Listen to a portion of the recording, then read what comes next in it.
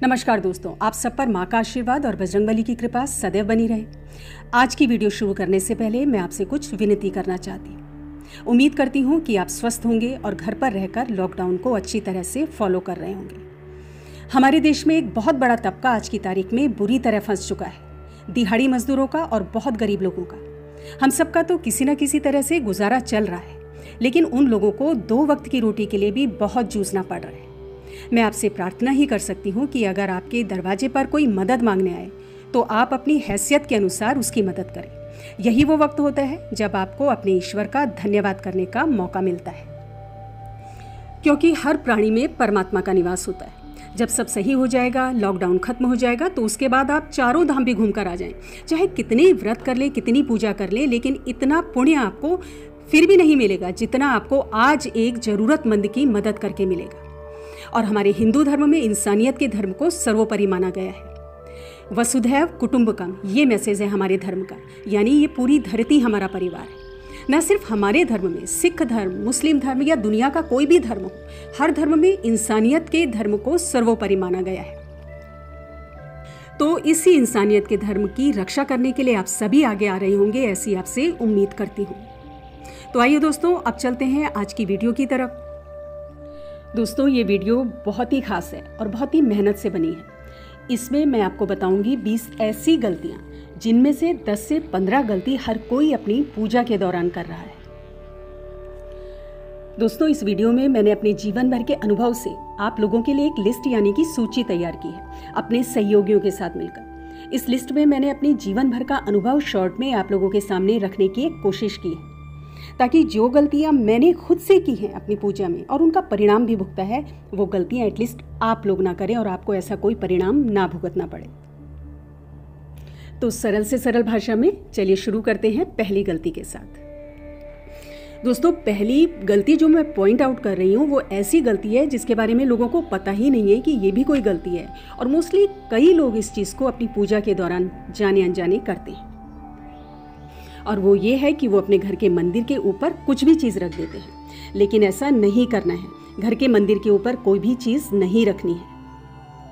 अब कुछ लोग क्या करते हैं, सरसों के तेल की डिब्बी पूजा के घर के ऊपर रख देते हैं, कुछ लोग माचिस रख देते हैं, कोई शोपीस रख देते हैं, और कुछ लोग तो घर के मंदिर के ऊपर ही भगवान की एक और प्रतिमा रख देते हैं। आपको ये बिल्कुल भी नहीं करना चाहिए। मंदिर को आप ऐसा समझिए कि एक ऊर्जा कक्ष है, जहाँ से ऊर्जा चारों दिशाओं से आ रही है और चारों दिशाओं में फैल भी रही है। ये ऊर्जा किस चीज़ की है? ये ऊर्जा आपकी प्रार्थना की, आपकी पूजा की ऊर्जा होती है। जब आप प्रार्थना करते हैं तो उस वक्त आपके मंदिर के ऊपर कुछ भी सामान होगा तो वो उस ऊर्जा के प्रवाह में बाधा का काम करता है।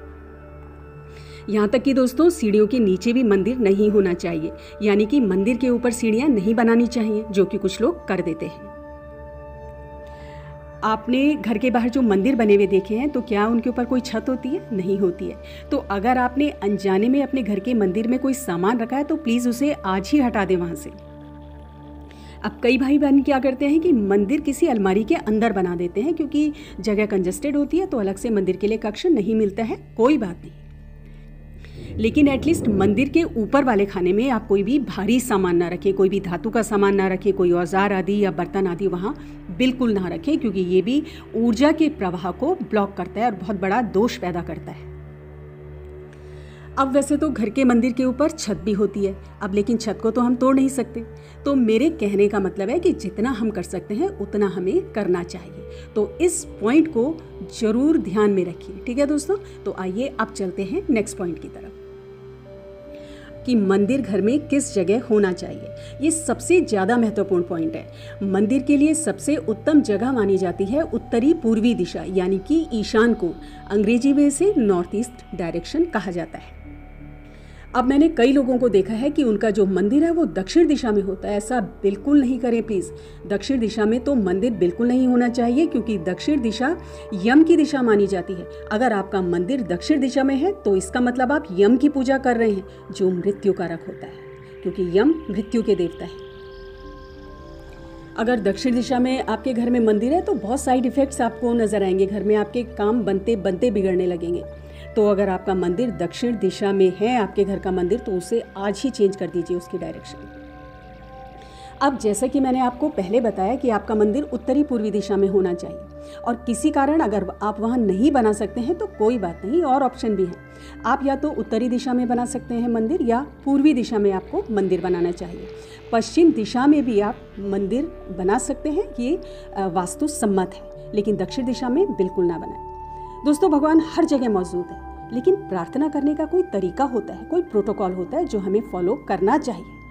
अगर आप स्कूल जाएंगे बिना यूनिफॉर्म के या घर के कपड़ों में अगर आप स्कूल जाएंगे तो ऐसा नहीं है कि टीचर आपकी आवाज़ नहीं सुन पाएगा या जो टीचर पढ़ा रहा है वो आपकी समझ में नहीं आएगा। बस एक रिस्पेक्ट करनी होती है, जो नियम कायदे कानून है उन्हीं के हिसाब से हमें चलना चाहिए, और यही सर्वश्रेष्ठ तरीका होता है पूजा करने का। अब चलिए चलते हैं तीसरे पॉइंट की तरफ कि जिनके पास अलग से घर में मंदिर का कमरा नहीं है वो लोग क्या करें। ये पॉइंट मैं इसीलिए बता रही हूँ क्योंकि मंदिर वाले कमरे में जूते, चप्पल और चमड़े का बना हुआ कोई भी सामान जैसे बेल्ट है, बैग है, जैकेट्स वगैरह बिल्कुल नहीं ले जानी चाहिए, और ये बात आप सभी लोगों को पता होगी। लेकिन प्रश्न ये है कि जिन लोगों के कमरे में ही, एक घर के कमरे के कोने में ही मंदिर बना हुआ है, तो उन लोगों के लिए इन बातों का ध्यान रखना मुश्किल है। वो क्या करें?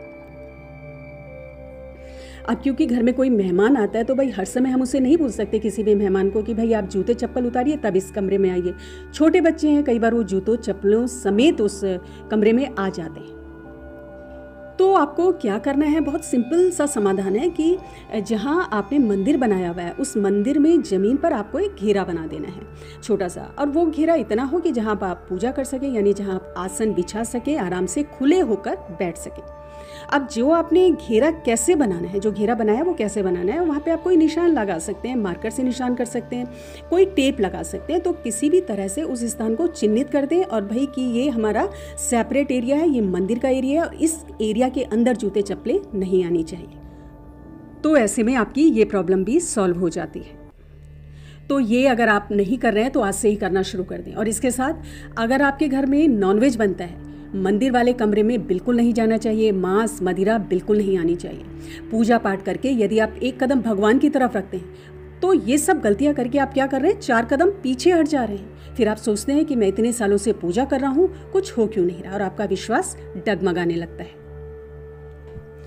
ठीक है दोस्तों, तो आप चलते हैं नेक्स्ट पॉइंट की तरफ। बहुत इंपॉर्टेंट पॉइंट है कि मूर्तियों का साइज यानी कि आकार कितना होना चाहिए अगर हम उन्हें घर के मंदिर में लगा रहे हैं, और उनकी संख्या कितनी होनी चाहिए। इसमें मनमानी बिल्कुल नहीं चल सकती है। दोस्तों, घर के मंदिर में जो मूर्तियां होती हैं वो हमेशा छोटी होनी चाहिए। अब छोटी कितनी, यानी कि हाथ के अंगूठे से छोटी ना हो, और बड़ी अर्थात आपका जो हाथ है, हथेली है, उसके साइज से बड़ी ना हो।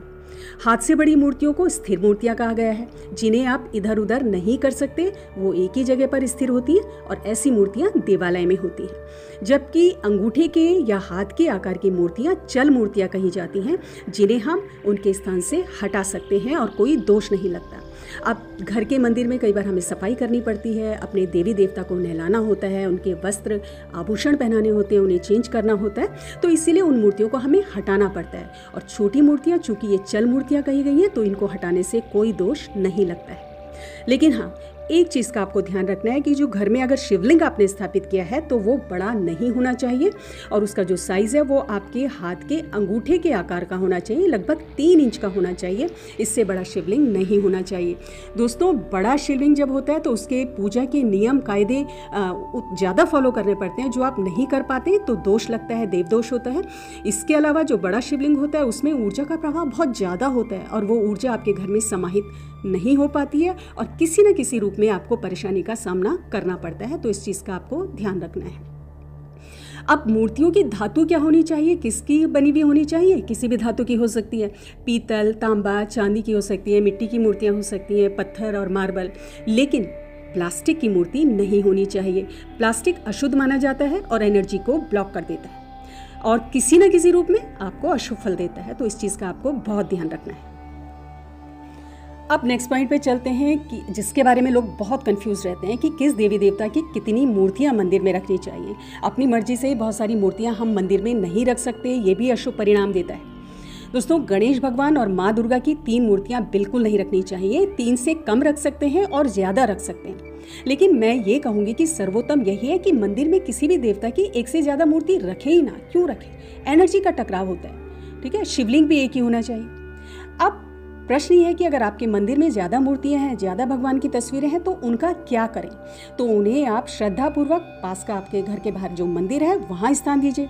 उस मंदिर में अगर कोई वृक्ष है तो वृक्ष की जड़ में उन्हें आदर सहित रखिए, या मंदिर का कोई कोना है, साफ़ सुथरी अलमारी है, वहाँ उन्हें स्थान दीजिए। अगर कोई खंडित मूर्ति आपके घर के मंदिर में है तो उसका जल प्रवाह करा दीजिए। तो दोस्तों, अपने एक्सपीरियंस से जो मैंने 20 गलतियां आप लोगों के लिए शॉर्ट लिस्ट की हैं, उनमें से ये कुछ गलतियां हैं जो मैंने आपको इस वीडियो में बताई हैं।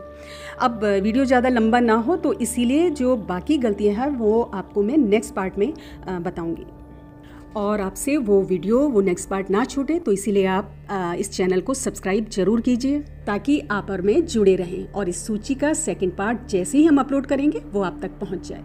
और मैं कोशिश करती हूँ कि कल या परसों में नेक्स्ट पार्ट इस वीडियो का डाल दूँगी। और तब तक के लिए अपना ध्यान रखें, खुश रहें, स्वस्थ रहें और मस्त रहें। जय माता दी, जय बजरंगबली।